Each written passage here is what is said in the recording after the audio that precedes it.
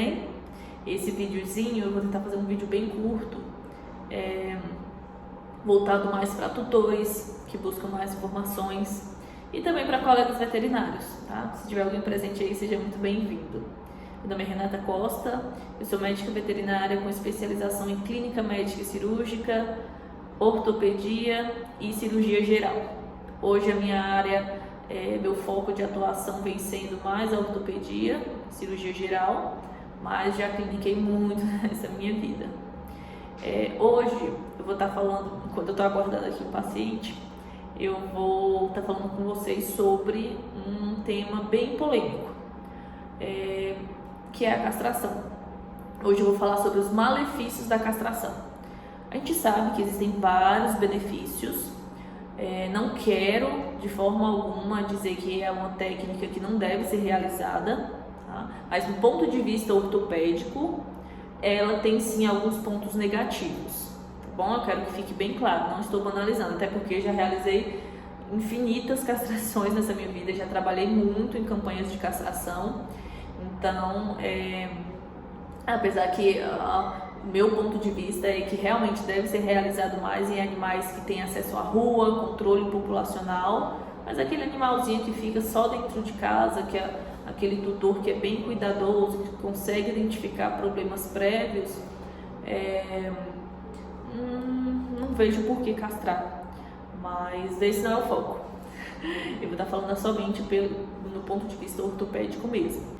Eu vou tentar ser o mais sucinta possível, tá? E mais entendível também, para que os tutores não tenham nenhuma dúvida, tá? Primeiro ponto negativo, obesidade. A castração, a ovariectomia, ou ovário-salpingo-esterectomia, ou orquiectomia, né? Que é a retirada, o principal foco é retirar os ovários, no caso das fêmeas, e os testículos, no caso dos machos. Existem diversas técnicas de castração, tá, gente? Mas a principal é sempre tentar tirar os testículos e os ovários. Os hormônios que são produzidos por essas estruturas, eles estão ligados a algumas substâncias, principalmente a leptina, que entra aí no controle da saciedade, a quantidade de alimento que o animal vai ingerir. Então, quando a gente corta, a gente retira esses hormônios de circulação, a gente desestabiliza e aí o animal ele tem menos saciedade. Então, ele vai ingerir mais alimento, ele vai sentir mais fome, ele vai pedir mais. E não tem como, eu sei que é difícil resistir quando eles fazem aquela carinha de pidão. Você está comendo alguma coisa, eles pedem. Eu sei, eu entendo, eu também sou mãe de pet, tá?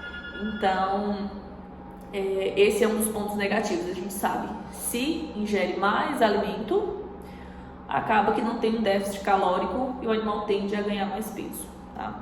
Sem contar, já vou incluir nesse primeiro ponto também, que o animal ele tem uma tendência maior a ter um ganho de tecido adiposo do que muscular. Isso é um péssimo ponto do ponto de vista ortopédico. A gente sabe que a musculatura, os músculos, eles são extremamente importantes em todas as articulações, né? É a parte muscular que ajuda muito a manter estável as articulações, todas as articulações.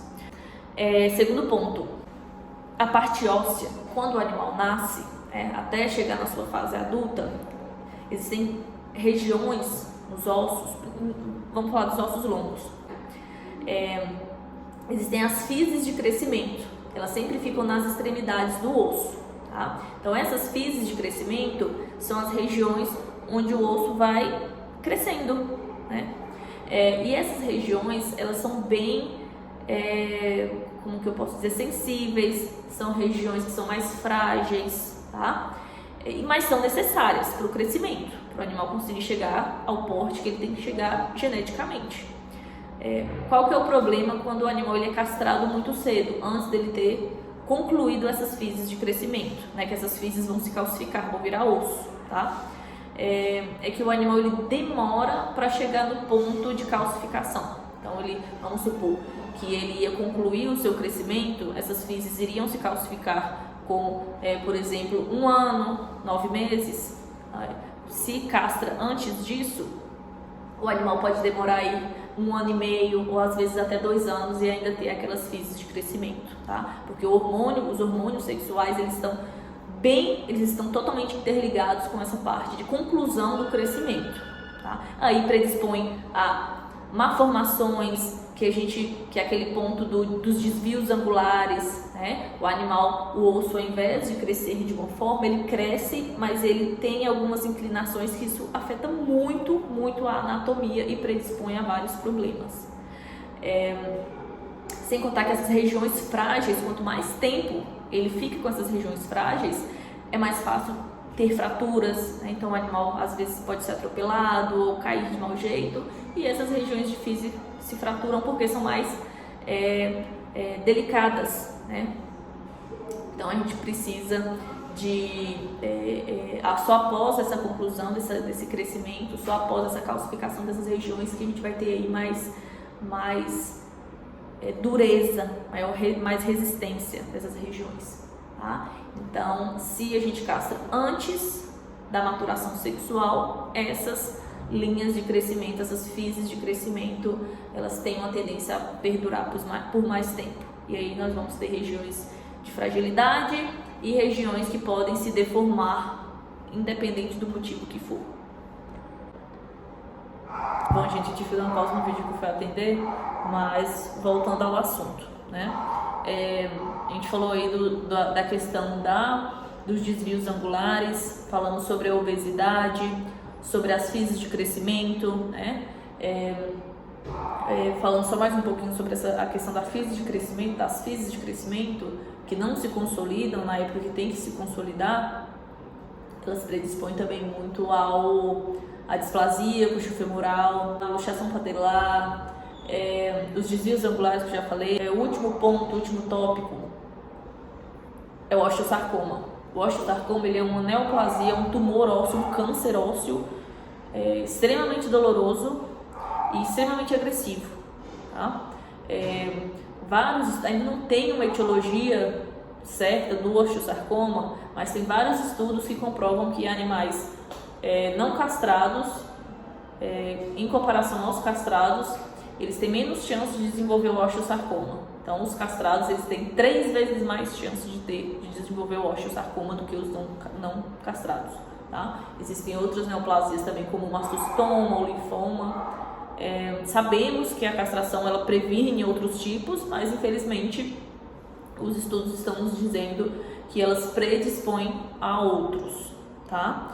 Então, eu sempre, quando eu tinha um paciente que ia ser castrado, eu sempre tinha uma conversa, explicava os malefícios e os benefícios. O tutor tem que saber disso, tem que saber dessa parte, até para ficar bem elucidado os prós e contras, porque não são só prós a castração, existe também os contras, tá? Sabemos que ela previne muita coisa, mas também, infelizmente, predispõe a outras, tá? Eu vou deixar, gente, aqui no vídeo um link de algumas medicações que eu utilizo muito na minha rotina para, vamos dizer, amenizar as consequências das castrações, tá? Nos pacientes ortopédicos, tá? Então eu vou estar mandando para vocês aí links de nutracêuticos, medicações que tem ômega 3, que tem o C2, medicações que ajudam na saciedade.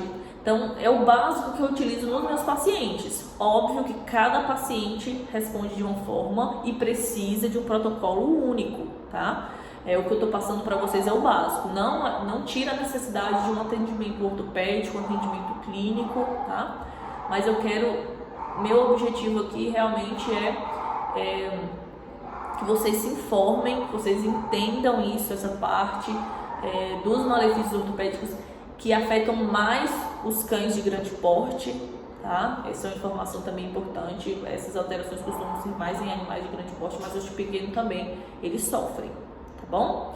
Me deixo à disposição para qualquer dúvida, manda mensagem aí embaixo, pode falar o que vocês tiverem de dúvida, se quiserem mais algum tema também. Sempre que eu tiver um tempinho entre uma consulta ou outra, eu vou estar gravando para vocês, tá? Meu objetivo aqui é informar, que vocês cuidem bem dos seus bichinhos, porque eu não aguento, gente, ver meus pacientes sofrendo por às vezes uma informação que vocês poderiam ter tido antes, que talvez influenciasse numa escolha ou outra, tá? Um abraço.